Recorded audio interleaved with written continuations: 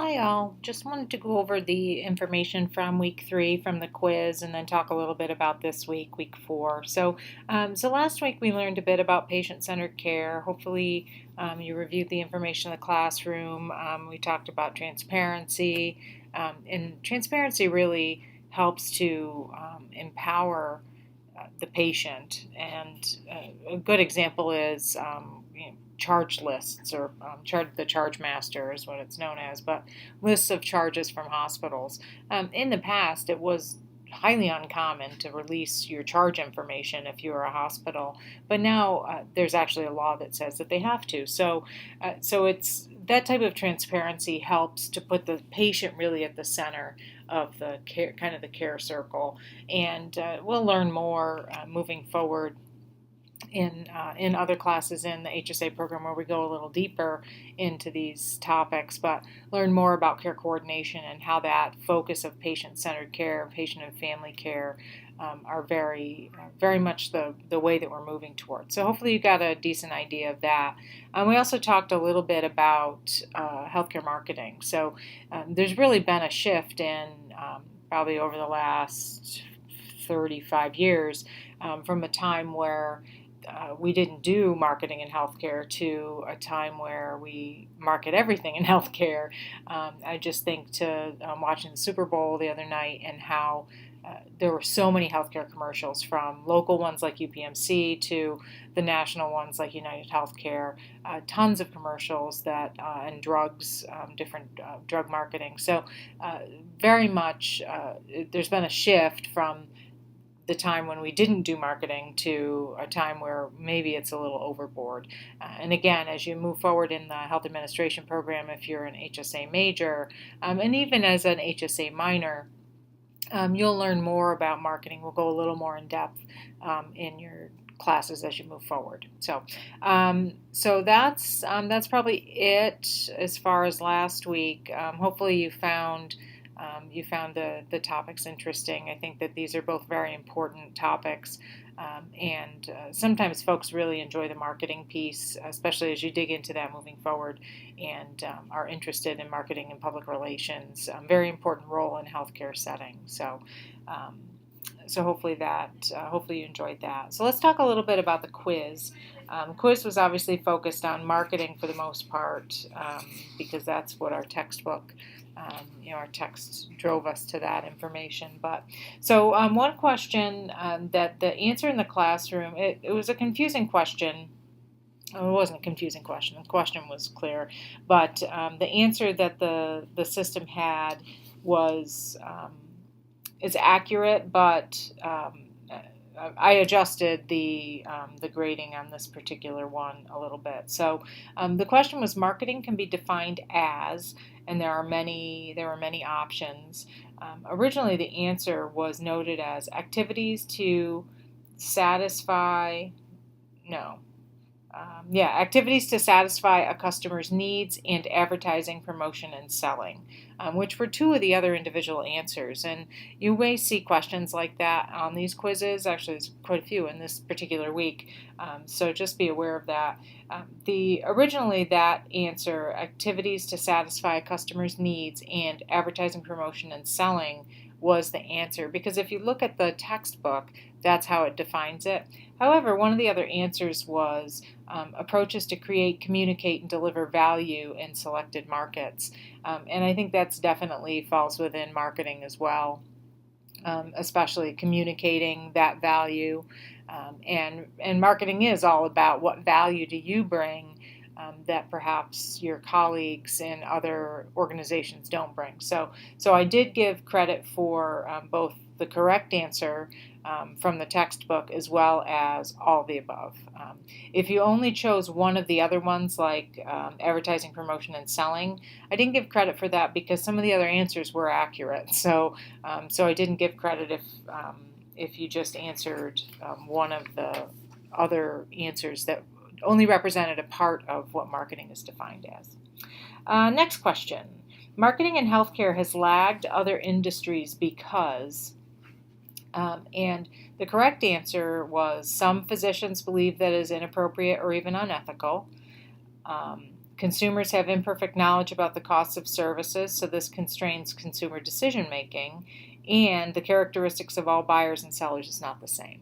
So that, again, is those three elements are individual answers above, but the overall concept of why healthcare has lagged in their marketing practices are all of those things. The one answer that was not correct is it says there has never been competitive rivalry, and especially if you're here in the Pittsburgh area, you know that competitive rivalry is that's kind of the way of operation around here. There's a lot of rivalry between the two major healthcare systems, so it's that answer was definitely not correct.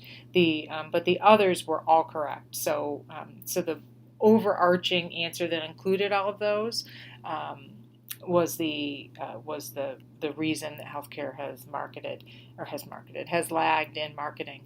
And keep in mind when you're reading questions to be sure to, that's the correct one, and you choose it before you've read the other answers. Don't do that. You want to make sure that you read the question, read all of the answers, and then make a determination as to what is the best answer, as the information provided may help you to answer the question.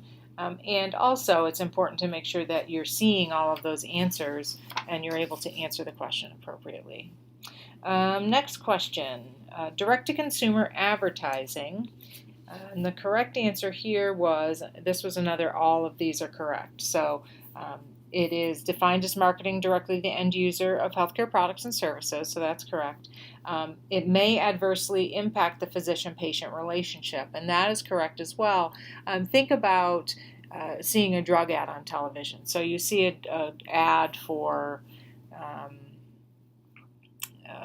I can't even think of anything off the top of my head, but let's say I know that there's a type of medication that helps with diabetic neuropathy, so peripheral neuropathy in the limbs related to diabetes. So this particular drug, the name escapes me, let's say you see that commercial on television and you're having those same symptoms, you may go to your physician and say, I'd really like to have this prescribed.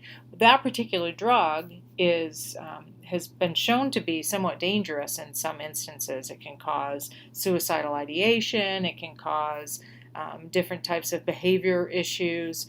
So there are times when your physician may say, well, I don't think that's the right drug for you, but the direct-to-consumer advertising is really impacting that because instead of listening to what the physician advises with regard to pharmaceuticals, there's this direct advertising to the patient, and the patient is trying to make the decisions that should be made by a healthcare professional. So it definitely adversely impacts the physician-patient relationship.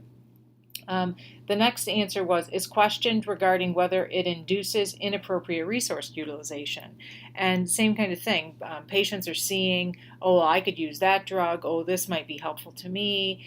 And then going to their physician. And some physicians just order it for the patient.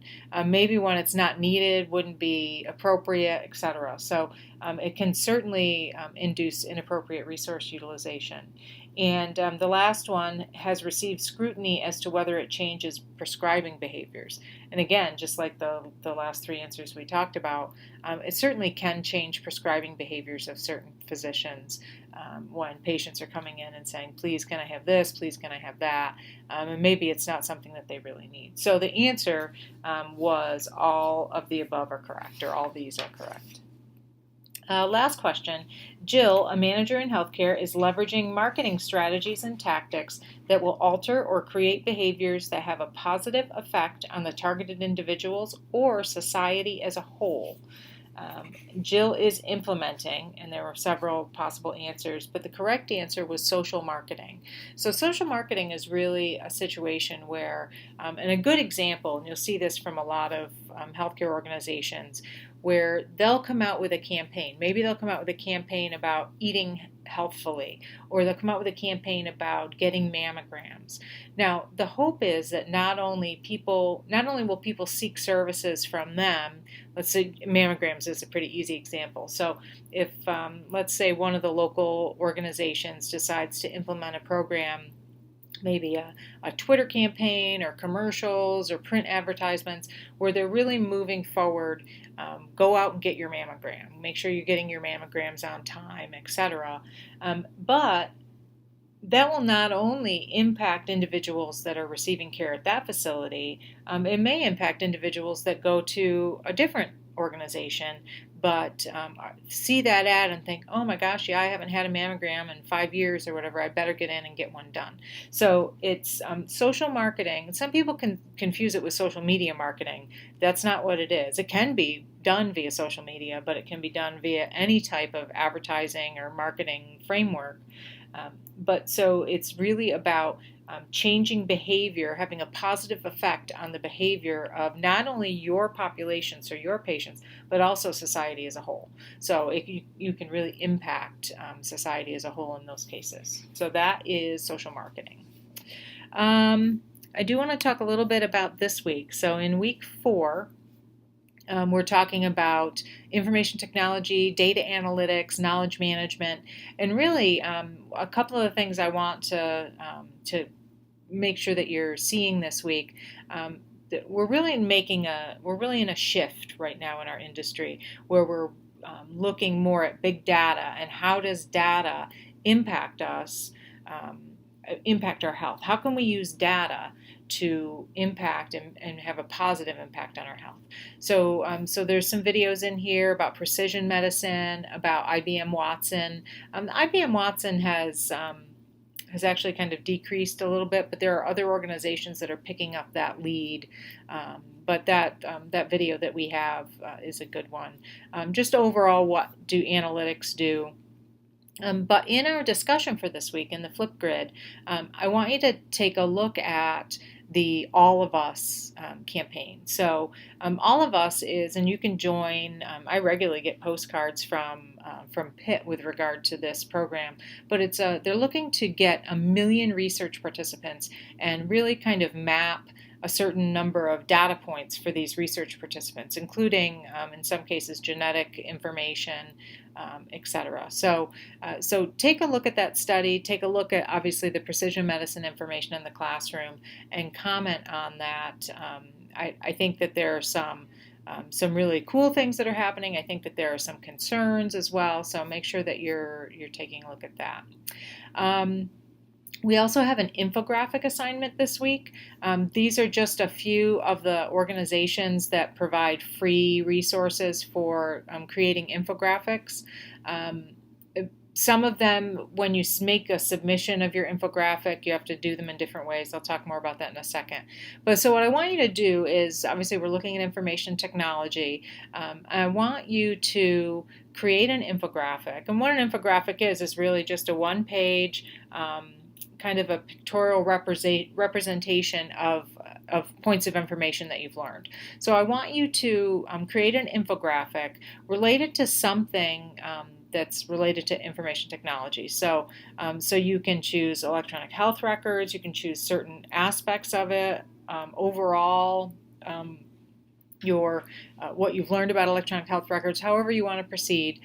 You could take a look at the future direction of information technology. So maybe some of these precision medicine points, or how we're using big data, etc., or the use of knowledge management in healthcare. So knowledge management is going to be more focused on, how do we contain and store this, and then use the information that we have in our organizations.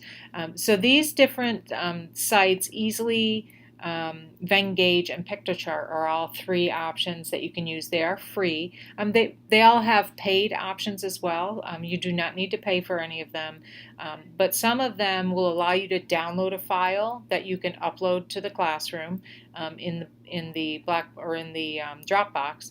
But some of them will only allow you to. I'm pretty sure it's. I think it's Easly. I don't remember which one. It's either Easly or Venngage. One of the two of them, what you actually have to do is upload your infographic that you create to the community page that they have, and then you can share the link of that page with me. So Piktochart, I'm pretty sure they do allow you to download a low quality JPEG of your infographic, and that's fine. We don't need the high quality as long as I can see it. Some people will do a screen print so I can see them because they don't necessarily want to mess with uploading it to the community page, etc. So any of these are fine. If you use Pages, if you're a Mac user like me, and you use the word processing program Pages. Some people have made some really neat infographics out of Pages as well. If you're going to do that, please make sure that you go out and look at what an infographic should look like. I'm not looking for a Word document. I'm looking for, I don't want a word processing kind of thing. I don't want narrative. I want some narrative, but it needs to be an infographic. That's the point. And the reason that we're doing an infographic, number one, it's Information Technology Week, so I'm hoping that you can learn a little bit about these technologies, but also infographics are becoming very popular in the business world for demonstrating knowledge of certain things. It's easier for an executive, let's say you're working as a manager or director in a facility and you want to share some information with the chief operating officer, chief executive officer, etc. It's easier for them and more pleasant, honestly, to look at, a one-page pictorial representation of something versus reading several pages of narrative. So it's a really great way to share information in an interesting and informative way. So I think that's all I have for this week.